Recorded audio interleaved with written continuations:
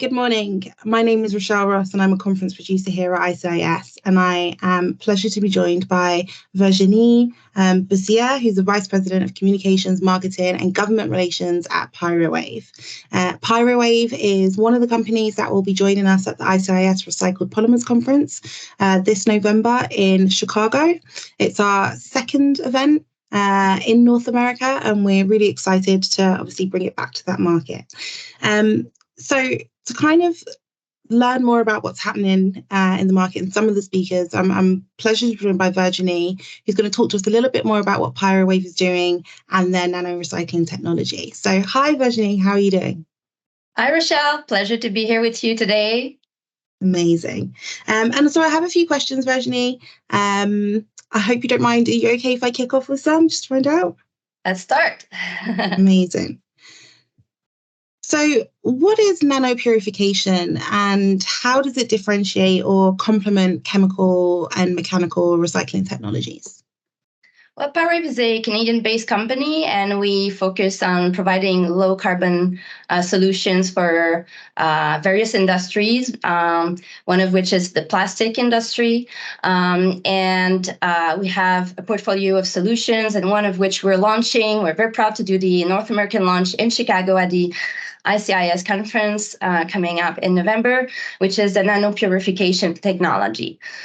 So what it is, well, we know that plastic compounds are complex recipes. They contain additives to achieve the performance that is required. But the issue comes at the end of their life. When it's time to add recycled content, what do we do with those additives and contaminants? So that's why we came up with a solution to remove those contaminants from the plastic resins at the molecular level. And so for advanced recyclers, there's a benefit in gaining a higher quality pyrolysis oil to put in crackers, so we can increase the threshold of pyrolysis oil that can be diluted in crackers, and we remove the problematic contaminants throughout that process. And for mechanical recyclers, well, they're looking for purified resins, and it also unlocks the access to feedstock because we can treat more feedstock, purify the plastic resins, and therefore minimize the rejects. And this all comes down to a greater economic value for the feedstock that is being treated. Fantastic. And so I get from what you're saying that essentially it creates a better quality PCR. What were some of the conversations you were having with recyclers and recycling partners about the contamination challenges? Why was this so necessary? Well, there's been ongoing discussions about those contaminants and additives. I'll give you an example. For the polystyrene industry, the insulation boards, there's flame retardants that are problematic to deal with throughout the process. So removing them upstream as a pretreatment of the feedstock really brings a solution to that problematic additives. We think about PVC. We can remove lead from PVC, again allowing a purified resin to be used in virgin applications. Think about ABS with the color pigments. Many industries have some problematic additives and contaminants that they need to deal with, and we can really tailor a solution based on the specs they're looking for. So that's really the beauty of it. And this technology, the nanopurification technology, is inspired by the pharmaceutical sector. So it's really based on the difference in molecular size between the additives and the polymer molecules, which are usually much bigger and much smaller. So we can really focus on leverage the molecule difference and remove and target the contaminants we want to remove. And it's also different from the solution that we know a bit better because it's based on the solubility of those components. So we really target the molecule size that we want to remove, and through various membranes, ultra-advanced membranes approaches, then we can come to the quality that is required by a customer. Amazing. And you mentioned the pharmaceutical company. So I imagine there's been some collaboration or some information sharing there across industries. I wanted to ask you another question about collaboration. What kind of collaboration would you need to see to kind of support the scaling of technology? And what does a successful collaboration or partnership look like? That's a really good question. Well, we're here to provide solutions and help businesses grow their business. So this nanopurification technology really, as I said, unlocks the access to feedstock. So the challenge is really to look at the whole value chain, going from a linear value chain to a circular value chain. And we're really looking for like-minded partners who are looking for lowering their carbon footprint while gaining a competitive edge for their consumers, and that are excited to work on with us on their problematic contaminants, so we can tailor a solution based on their specs. Okay, amazing. And I've got another question here just about those kind of companies and the kind of materials. Are there any particular materials or companies or sectors that you are, find it easier to work with or you were more interested in than others maybe? So I don't know, I know you mentioned like polystyrene and PET. Is there any differences between the kind of materials and where this can be applied, or the kind of industries and where this can be applied? Or do you feel like it's still early days and you're kind of discovering? Well, that's a very good question. Some people might know Pyrowave because of our microwave technology on polystyrene. And then that's really looking for, as I mentioned, looking to help the industry, the packaging and construction industry to remove some contaminants that we developed the nanopurification pretreatment. So that really broadens, the activity sectors that we can tackle. And it's also based on regulatory pressure. If you look at the electronics, of course, packaging, automotive sector, construction, there are many sectors under regulatory pressure, also with societal expectations. Lots of companies also make commitments on their ESG practices. So we're really there to support all those pressure points and bring a solution that is both efficient and low carbon.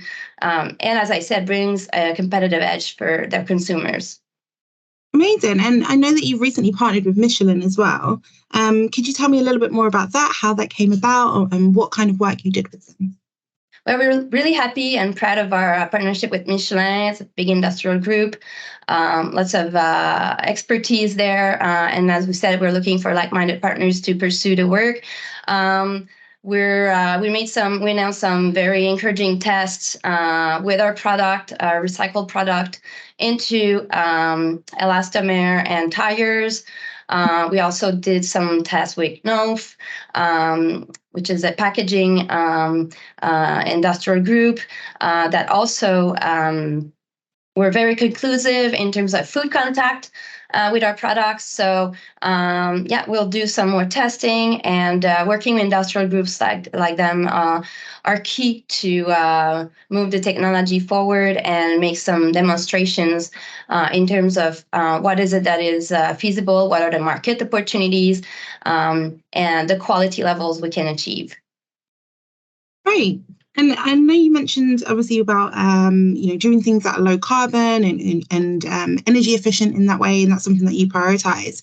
I read about Pyrowave's in the way that you prioritize electrification for production. What are some of the challenges in developing low carbon manufacturing solutions, and why is this beneficial for clients to integrate into their existing production practices?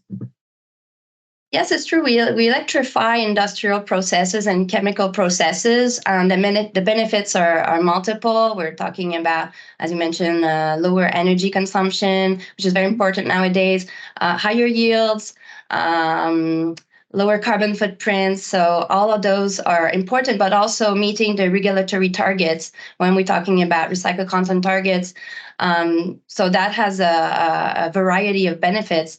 And the challenges are going from linear to circular. So it goes from accessing feedstock to, testing the product. So the whole value chain is important, that we can collaborate with every player of the value chain. and create those circular loops that will allow us to really tackle the plastic waste issue. Great. And how difficult is it to integrate electrification into existing production practices? Do you find it difficult at all, or was it relatively easy? Well, we've mastered this. So, I mean, our team of engineers, the R&D team, have mastered the know-how. We have the IP to support the technology.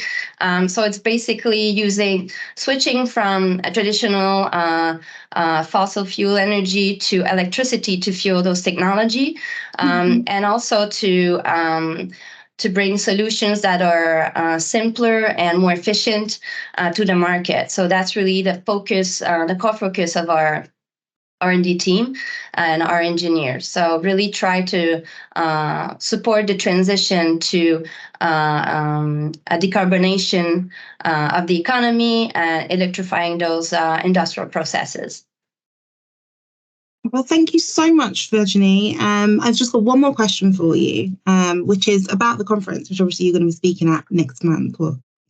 Why should the industry be excited about your session, and who are you most interested to meet and why at the ICIS Recycled? Well, first of all, I'm excited to be part of the conference and meeting everyone there.